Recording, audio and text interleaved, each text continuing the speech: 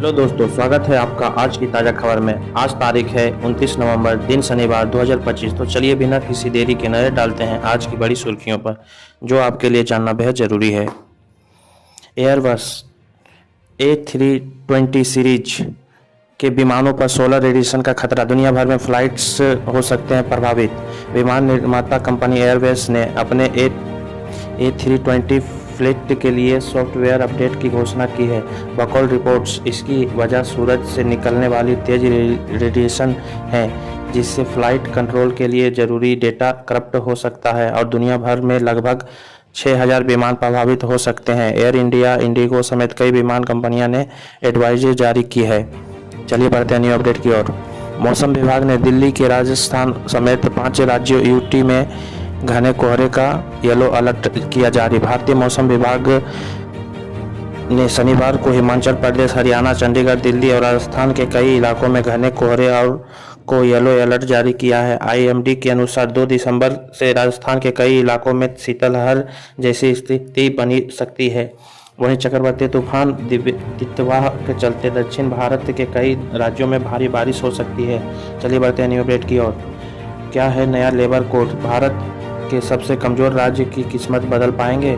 नए labour code लागू होने के बाद उम्मीद जताई जा रही है कि यूपी और बिहार जैसे कमज़ोर राज्य अपनी कम मजदूरी लागत का फायदा उठाकर निवेश आकर्षित कर सकते हैं। विशेषज्ञों का मानना है कि बेहतरीन इंफ्रास्ट्रक्चर, आसान नियम और नए लेबर कोड्स मिलकर इन राज्यों को ग्लोबल सप्लाई चेन में जगह दिला सकते हैं, जिससे रोजगार विकास दोनों बढ़ेंगे। चलिए बढ़ते न्यू अपडेट की ओर।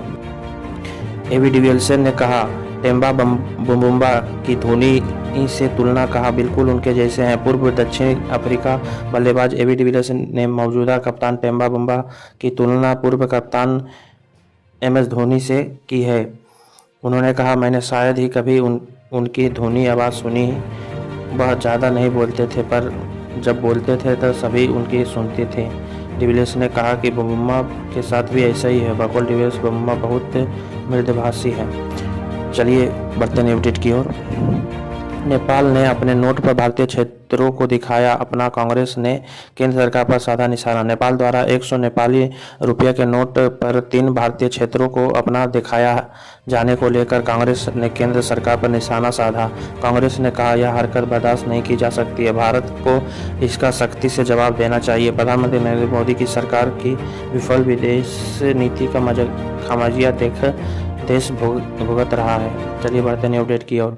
यूपी में बड़ा बदलाव, आधार कार्ड अब जन्म तिथि के सबूत के लिए नहीं चलेगा। उत्तर प्रदेश सरकार ने एक महत्वपूर्ण फैसला लेते हुए स्पष्ट की अब आधार कार्ड में जन्म तिथि के रूप में किसी भी सरकारी प्रक्रिया के स्वीकार नहीं किया जाएगा।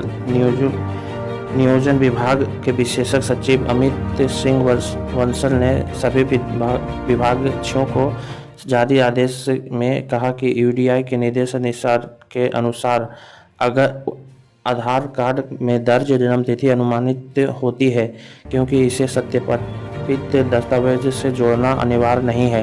अब जन्म प्रमाण पत्र, हाई स्कूल सर्टिफिकेट, नगर निकाय द्वारा जारी रिकॉर्ड या अस्पताल के दस्तावेज ही मान्य होंगे, जो सरकारी भर्ती, पेंशन, प्रमोशन जैसी प्रक्रियाओं को अधिक विश्वसनीय बनाएगा।